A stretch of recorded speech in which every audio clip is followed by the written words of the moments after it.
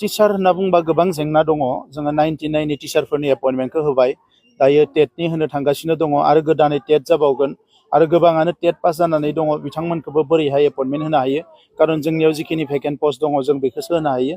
दा बेनिखायनो जिखिनि थालांदों गासैखौबो जोङो पर्यायक्रमे फेज बाय फेज होलांनायनि थाखाय बिथांखि लानाय जादों। 10% आगोलाव हमदोंमोन बेबायदिनो जागोन। दायो पार्सेन्टेजनि बाथ्रा गैया। फार्स्ट बिटिसि एबा 6 सिडुल एरियायाव टेट खुंनायनि थाखाय थिग खालामनाय जादों। मार्क स्करिंनि सायाव बियो सोनारगोन।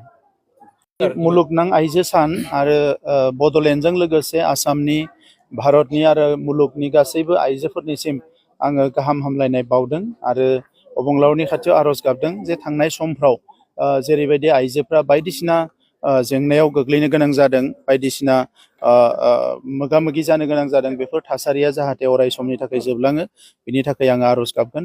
जोंनि माहारियावबो माहारि जौगानायाव, माहारि रैखाथिनि सोमावसारनायाव आइजोफोरनि गोबां बिहोमा दङ आरो आइजोफ्रा दिनैसिमबो सोमावसारनायनिफ्राय लानानै न'खर सामलायनाय, जोंनि समाजखौ दानाय जेरावबो गोख्रोङै बाहागो लानानै दङ। आं गासैबो आइजोफोरनिसिम साबायखर बावो, जाय बिथांमोना बिभिन्न महरै, बिमा महरै एबा बायदिसिना दैदेनगिरि महरै बिभिन्न महर लानानै समाजखौ दैदेननायाव जेरैबायदि बिथांमोना बिहोमा लाहोदों एबा बाहागो लादों, बेनि थाखाय आं बिथांमोननो साबायखर बावो। दिनै UPPLनि जोंनि आइजो सेलआ चिरां जिल्लायाव सेन्ट्रेलि मोनसे आइजो सानखौ गिदिरै फालिदों। जों बेवहाय बयबो बाहागो लानो फैदों आरो दायो थुक्राझार बालिपारायाव मोनसे हेन्डलुम क्लास्टार सेन्टार दिनै गायसनदों। बे ओनसोलनि आइजोफ्रा बाहेरायाव थाङालासिनो गावनि जायगायावनो थानानै दानाय लुनायनि गेजेरजों बोरैहाय रां खामायनो हायो, बिनि थाखाय मोनसे बेवहाय हाबाफारि लानाय जादों। आं मिजिंथिदों बे क्लास्टार सेन्टाराव बे ओनसोलनि गासैबो आइजोफ्रा बाहागो लानो हागोन आरो बेनि गेजेरजोंनो दानाय लुनाय हाबाफारियाव बिथांमोनाबो जरित जानानै बाहागो लानानै गावबा गावनि न'खरनि रांखान्थिखौ गोख्रों खालामनो हागोन।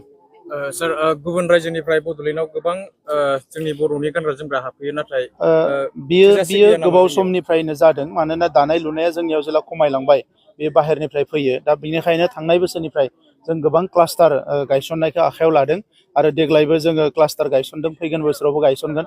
3 लाख जोंनियाव जि दाग्रा आइजोफोर दङ आरो बेनि बांसिनानो जोंनि माहारिनि। दा बे 3 लाख जि दाग्राखौ जोङो बोरैहाय बारायनो हायो आरो बे 3 लाखा बोरैहाय दानाय लुनायाव मुखुब जानानै बिथांमोना रांखान्थिखौ गोख्रों खालामनो हायो, बेखौ नोजोर बोनानै जोङो हेन्डलुम मिशन मोनसे जागायदों आरो बे हेन्डलुम मिशननि गेजेरजोंनो रांखान्थि जौगानायनि थाखाय आइजोफ्रा बोरैहाय हाबा मावनो हायो बेखौ जोङो मोगथाङाव महर होनो थाखाय थांगासिनो दङ।